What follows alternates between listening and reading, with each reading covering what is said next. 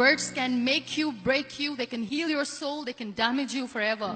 So I always try to use the positive words in my life wherever I go. They call it adversity, I call it opportunity. They call it weakness, I call it strength. They call me disabled, I call myself differently abled. They see my disability, I see my ability. There are some incidents that happen in your life, and those incidents are so strong that they change your DNA. And I'm going to share what exactly happened to me. I was 18 years old when I got married. And this thing I'm sharing for the very first time on an international level. I was 18 years old when I got married. I belonged to a very conservative family, a Baloch family, where good daughters never say no to their parents. My father wanted me to get married. And all I said was, if that makes you happy, I'll say yes. And of course, it was never a happy marriage. Just about after 2 years of getting married, about 9 years ago, I met a car accident. Somehow my husband fell asleep and the car fell in the ditch. He managed to jump out, saved himself. I'm happy for him. But I stayed inside the car and I sustained a lot of injuries. The list is a bit long. Radius ulna of my right arm were fractured. The wrist was fractured. Shoulder bone and collarbone were fractured. My whole rib cage got fractured. But that injury that changed me and my life completely as a person and my perception towards living my life was the spine injury. Many people came to rescue. They gave me CPR. They dragged me out of the car. And while they were dragging me out, I got the complete transection of my spinal cord. Those 2.5 months in the hospital were dreadful. I will not make up stories just to inspire you. I was at the verge of despair.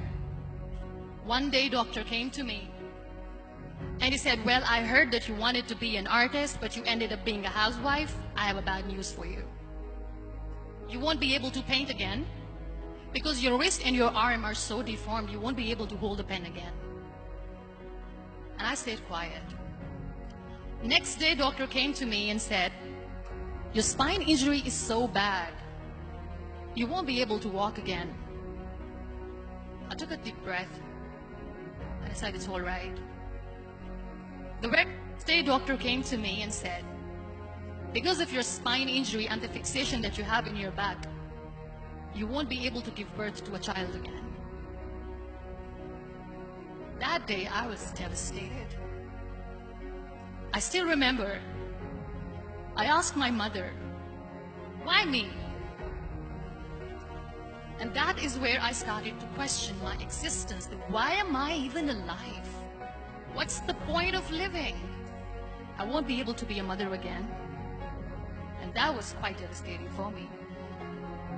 But then I realized there are so many children in the world, all they want is acceptance. So there is no point of crying, just go and adopt one.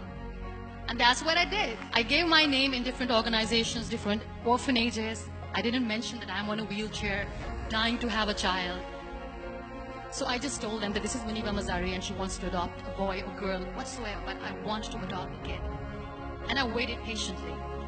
2 years later, I got this call from a very small city in Pakistan. I got a call and they said, are you Muniba Mazari? There is a baby boy and would you like to adopt? And when I say yes, I could literally feel the labor pain. I said, yes, I am going to adopt him. I am coming to take him home. And when I reached there, the man was sitting and he was looking at me from head to toe. And in the back of my head, I kept thinking that, oh, he's going to say she's on the wheelchair. She doesn't deserve it. How is she going to take care of him? And I looked at him and I said, do not judge me because I'm on the wheelchair. But you know what he said? He said, I know you will be the best mother of this child. You both are lucky to have each other. And that day, I was 2 years old, 2 days old, and today he's 6.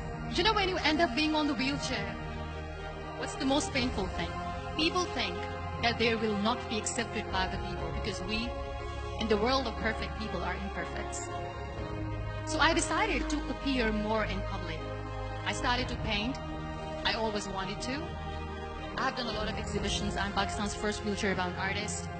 I have done a lot of modeling campaigns. I became the National Goodwill Ambassador for UN Women Pakistan, and now I speak for the rights of women, children. We talk about inclusion, diversity, gender equality, which is a must. I was featured in BBC 100 Women for 2015. I'm one of the Forbes 30 under 30 for 2016. We have this amazing fantasy about life. This is how things should work. This is my plan. It should go as per my plan. If that doesn't happen, we give up. So my dear friends, let me tell you one thing. I never wanted to be on the wheelchair. Never thought of being on the wheelchair. I was always aspiring to do bigger things, but had no idea that for that I have to pay the price to be where I am today.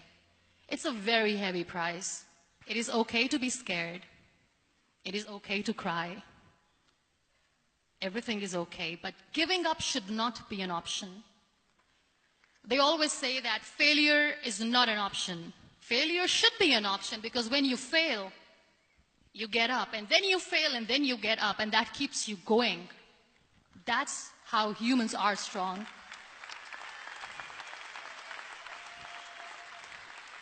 Failure is an option, should be an option, but giving up is not. Never.